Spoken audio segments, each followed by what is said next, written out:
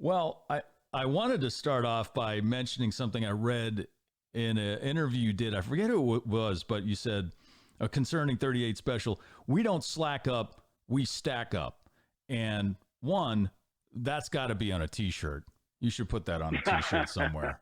Yeah, that came from the old football days of high school football. It's like, no, we don't slack up, we stack up. You've got some competition out there, and you got other groups who've gotten complacent, and they'll get out there, and even in interviews they'll talk about, oh yeah, I played that song 1,000 times, and I think it's what's going through your head when you play your hit. Oh well, I think about what I'm going to order for dinner later, and that kind of thing. I'm like, oh no, we're leaning into it, man. It's 110% all the time. Yes.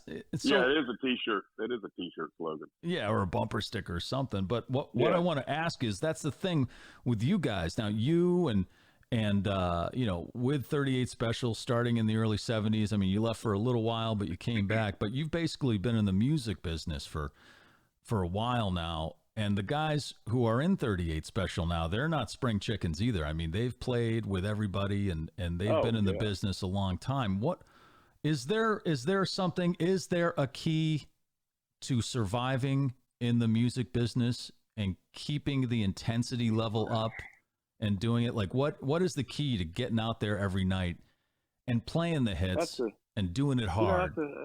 That's a real loaded question. What is the key? If there is one. There's a lot of aspects of it. Of course, we're all, first of all, you mentioned the other guys, some of the new guys have been there 30 years. Yeah. So it's like, right. And they were, and I want to say it's my honor to have these guys. These guys they come out there, and they're dressed for it, and they come out and lean into it too, and the spirit of it all, and we came from that underdog spirit, and it was always to get out there and win the night, be victorious, and we got that from Ronnie Van Zant and Skinner attitude is go out there like a football team, and you go out to win, and whoever has to follow you, God help them. We're going to burn the stage up. We're going to kill it. Everybody's going to be out there blown away because we've got the pacing down and all those things. It's like a team. You got everything. There's no dead space or anything. So that competitive edge has ruled through all these decades. It's been, you're right. I have been, when I look back how long you've been in it, but it was all those guys on stage were all young, guys. They're young boys with a dream. We all were. And when you start out, no one cares whether you live or die, and you're out there and you're desperate. And so that desperation shows in your hunger. And so you're practically begging, please like us. I don't have anything else to fall back on. I'm starving, Right. We don't have anything. And so, so you really, you bear down and you learn the craft. You learn how to get better at songwriting, and you understand what all the elements and everything. I've said before in other interviews, we came from a Navy city. We had four naval bases, and we were all playing in sailors clubs in 15 years old. Even Dwayne Allman, Greg Allman, Ronnie Van, everybody played sailors clubs, and we learned all the cover songs of those days, and we'd get up there and try to be 100% then and really win the day, and we watch the sailors fighting each other out there drinking and everything. But you make $100 at 16 years old. That's pretty big money, $100 a week, But you learned the elements of what those songs were. Where's the payoff? It's actually a craft to it. It's you got the ramp that goes up the chorus and the bridge and the interlude and the verses and outro and those kind of things. And you start seeing where the big cherry on top is. What got it on the radio? What was the big hook? Mm-hmm. And so you as you learn all these other songs, it gives you a lot of schooling at a young age. And I've said also in before interviews, and you get cocky and you start thinking, well, that's it. I've learned everything I can. It's like playing golf. Well, I've got this thing down. I can, and it'll humble you right away. But you think, oh, I can go write my own songs, and that's when you go starve for 10 years. So again, people aren't. They're not ready for you to introduce what you have, and so you realize when you get a record deal, a lot of people think, well, you've actually made it. Well, that's just, you just got a chance to play in the big league. If you can't win, if you can't show, that you can put it over the top, you're going back to the farm league. You're going to go back to the club, so you have to really stay in there and keep educating yourself and keep that spirit, that underdog spirit to win. So, like I said, it was a loaded question, but as we go through the years, now it's a different situation. We have a good fortune to have a lot of hit songs through the years, 16, 17, top 20, top 40, top 10. So those lights go down, and that crowd is there for you, and those songs compel them to buy tickets. They want to relive their youth, whatever they're there for. They want to rock, they want to get the spirit going. And so it's almost a triumphant thing when you walk out and you can just slay them in a song that's blowing them away. And it's only like the second or third song, and I know what's coming up. I know what everything is happening within the next hour and a half. So by the end, we have just taken them for a ride. It's all the way through. All the history of the band.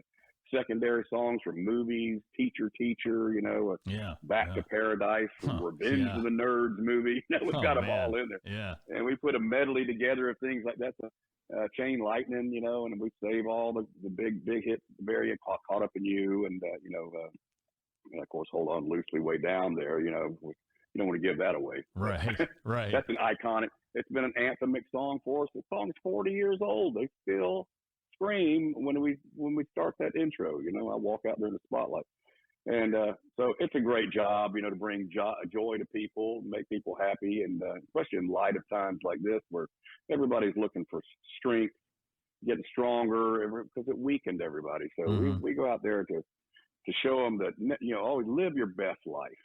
Never lose that rock and roll heart. Never do it. Just never do it. Never give up. So they walk away. I've seen guys out there my age that let themselves get old, and they'd be sitting there all bitter, and they got their arms crossed, and I don't even know why they bought a ticket, because they're sitting there. And they just look up. By the end, the guy is jumping up and down. He knows I'm his age. He's like, you know what? I don't have to give up. I'm going back, and I'm revitalized a little bit. So it's a good feeling to see them do that. I see them transform. They transform these guys. Yeah, these fairgrounds, they bring his wife, and they've come into town, and see what the entertainment is there at the grandstand. But it's funny to see them. So they transform. At the end, they're standing up and clapping and bowing, doing it just like you guys are great. So that's a great feeling to bring that thing. So so that's why we do it, and these guys, we all have that challenge. We go out there, we look at each other, we high five, fist bump each other, and go out there and take it to them. And we know that's of course bringing that kind of joy and all the success and everything. It's repeat business. We do 100 cities a year. Wow. Still, people want to. I didn't really count on the nostalgic part of it. We were just trying to get on the radio. Everything, we were trying to put our truth into it of real life experiences.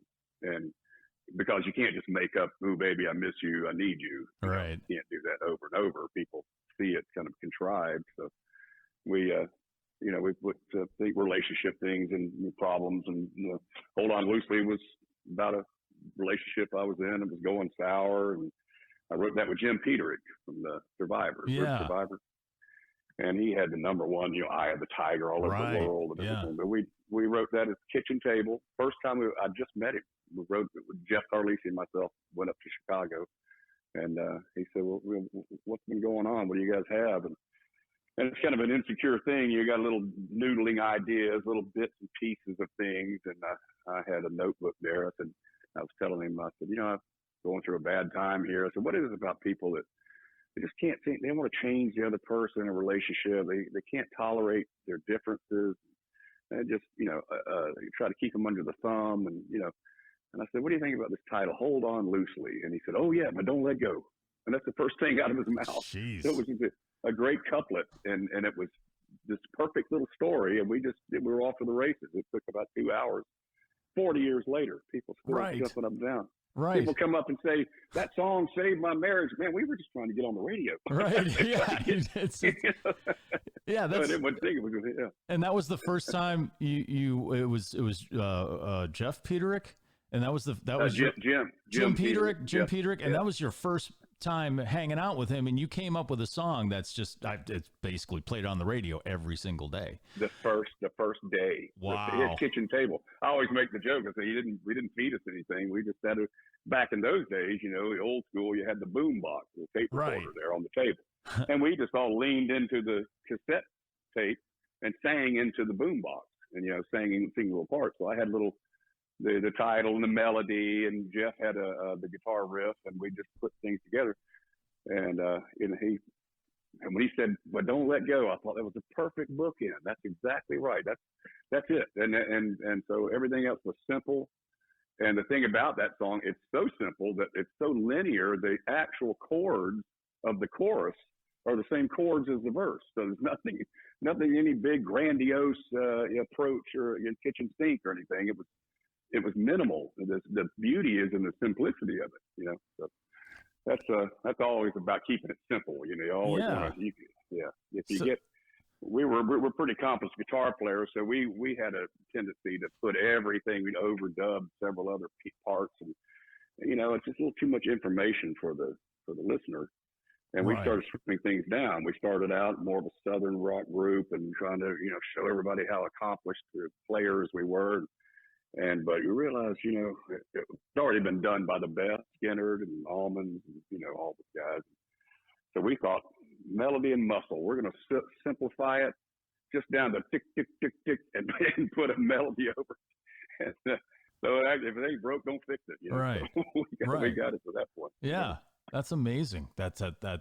And so you mentioned Skinner. Who you guys obviously have the obvious connection with. Donnie Van Zandt being in the band, and Ronnie was kind of a mentor to you guys in the early days. And then, you mentioned the Allman Brothers, and you guys are from the Jacksonville area. Now, is Blackfoot also from Jacksonville? Yeah, they were originally from Jacksonville. Okay. Molly Hatchet. Right. Blackfoot and Almonds, well, they were right down the road, Daytona Beach. Wayne Allman grew up there. Tom Petty was in Gainesville, about an hour away. Don Felder grew up down there. Oh, so everybody asked about it. It must be in the water or something. I was going to ask you. Yeah. I was going to say, what is in the water in Jacksonville that's just cranking out these awesome artists? Is it that they had to play like you guys did? Is it that they had to like kind of cut their teeth in these and like a real test in the Navy bars? That's right. We owe our careers to the Navy, because it was like the Liverpool of the South, because in Liverpool they had a lot of ships coming in the port. Yeah. And so all these bands popped up, played and entertained the sailors over there in Liverpool, England. So it was the same thing, and the sailors would bring import records from America over there, and we got English records. We were big Terry Reid fans. People don't even know Terry Reid is, and we were, a lot of those English groups. We were big British Invasion fans, Melody and Animals and Beatles and that kind of thing. So Ronnie had told us a long time ago, stop trying to be a clone of what's already happened before you, because you're just going to be copying. And he said, put your own, what makes your heart sing? What are your influences? And put your own truth. Ronnie was a big guy with putting all of his own life in those songs. And so all those songs came about. Even Caught Up in You with us was a woman I'd been dating, and we had been hitting the road, 9-month tour, just everybody's ragged out at the end. And we had contractual, that's what happens with record deals. You have a contract. You have to have another product, another album out in 6 months. And you've just got off a tour, you want to take a little vacation, but you don't have an idea of one single note that's going on something that's supposed to be out 6 months from now. And so you just start getting your boom box together and your little bits and pieces. And I said to the girl, I just can't seem to get anything done. I'm just so caught up in you all the time. It was just like that, like a light bulb went on my head. That's a pretty good little title for a song. A song up all the time for anything in the lexicon, anything that works, Yeah. maybe sings better. So I started thinking, so caught up in you. Yeah, it's pretty good. So you start thinking about how the positivity of it and how there's some joy and happiness, and you just write the story kind of inside out. I've always been a big fan of knowing the path you're going to take. A lot of people say they sit down and they think, okay, I'm going to write a song. Okay, line one, what do I say? And you don't really know where you're going. So you have to know the map. And I learned that from Tom T. Hall, of all people, years ago, country artist. He said, you write songs from inside out. If you were driving in a car and you didn't know your destination, you'd just be driving, ambling around, not knowing where to go. So you have to know your destination. So you write from there and go backwards. And so if anybody out there, aspiring songwriters, that's how you do it. You write toward the title, find a great title, and write your story and make it truthful. And this is all kind of answering that first question. So it's coming down to hard work and keeping it real when it comes to what you're writing about, and just perseverance and staying hungry, I guess. That's it's a lot of failure too. You have to accept so much failure at first. That's what most people go, this is too hard. That didn't work out. So I'm just going to, and so you have to keep understanding that, nothing comes easy. And if you can believe in yourself, or you got a band, a support group, and that's what we got through the years, is that it was like a second family. Some guys going, this is not working out, guys. I might go apply for a job. We're like, oh man, come on, hang on. It might be right around the corner. Don't give up now. So it was that support group, and we stayed at it. Again, failed 3 albums, went right over the cliff. We had a long suffering there. If it was easy, everybody'd be doing it. Right. So it's something you really have to accept that failure and believe in yourself. Well, Don, I appreciate calling in, and I have one more question. Sure. Before I let you go. So the story about the band name, is that true that the cops came to your rehearsal space and the door was locked and they shot it open? Is that a true story? That part happened. It wasn't it didn't exactly come from that story, but it did happen. They did come, and the lock was. We had lost the key to a big tractor lock and a big chain through the cinder block, and we had climbed up the window in this old shack, and we'd go down to rehearse. We had to find a shack away from anything civilization, because you get the cops called on you for being too loud. Right. And so we all had day jobs, and we would all pile in one car and drive out to an old place out north of Jacksonville, and we boarded up the windows, and it was an old auto parts. We call it the Alamo. It looked like the Alamo, those concrete building. Condemned. Donnie and myself, you're talking about paying dues. We actually had to shovel manure out of the building. Oh God! And because it was near a golf course, and they were storing fertilizer in there, and the guy we wanted to rent it for $50 a month. We didn't have 2 nickels to rub together. And so we boarded everything up, and the front door was like a vault by the time we got through, and rebar and 2x4s, and put a big tractor chain through the cinder block and had a big lock on it. Well, we were all irresponsible. Somebody lost the key to the lock. Well, we used to climb up we had a ladder out there in the weeds. We'd put up in there and climb up a window upstairs. It was on hinges. It looked like it was boarded up, but it was on hinges. So we'd climb through the window, go down and rehearse, and then get back up. So we were there about 2 or 3 months, and the noise and out in the woods, and so they had a big raid. All this actually happened. Now the guy did say, "I've got a 38 special. I can shoot the lock off," said something like that. We didn't go, "Hey, that's the name of our band." It was just a funny story. And then as later on, as we had our first job in Gainesville, and we didn't have a name for the band, and we always thought that story was funny. And we had a friend of mine, Ray Turton, and he was one of the guys that used to hang around. And I said, "Well, you can't just call it a number." So, yeah, how about 38 special? So we just thought we'd use that for a while, and we'd come up with something better later, and just never did. So yeah, that's the story. But then you went and you became a platinum band, and it became too late to change it. So Well, people said it was a good name. I thought it was a little odd, but they said, "Oh yeah, it's got a little ominous sound to it," and all that. But we weren't really going for ominous, but it right, worked. right. Well, that's awesome. That's good to know. At least most of it's true anyway. That's the rock and roll. Now I want to legend tell there. you, Now the venue out there was we've had a great time out there. The Webster Ranch there. Oh, the Indian Ranch. Yeah, that's a great. Indian It's Ranch, a great little amphitheater. Not a bad seat in the place. I love going to see bands there. Yeah, the last time we played, they couldn't fit another body in there. There were so many people. They were dripping over the tops of the stands out there. And it was a great place, a very memorable time. We're really looking forward to coming back. We always liked that place. It stood out for us. Well, we're looking forward to seeing you out here at Indian Ranch, and we're looking forward to seeing you guys not slacking up, but stacking up on the stage. That's right. And I want to hear you pronounce this lake because I never got it. Oh, no, dude. No. I've been living here. I've been living next to. I live in Worcester, which is a city like just a little north of Webster. Yeah. I've been living here for 22 years, man, and I still it's Lake Machanga, Conga, Manga, Changa. You need to get a call-in contest with somebody who gets it right. Oh my! I don't even think. Yeah, I don't. I think there's very few people who can make it through the whole thing. But hey, if you can, if you can say that, during your show, you'll definitely, win. You probably wouldn't even have to play a note. You would just win the crowd over by pronouncing the name of the lake right.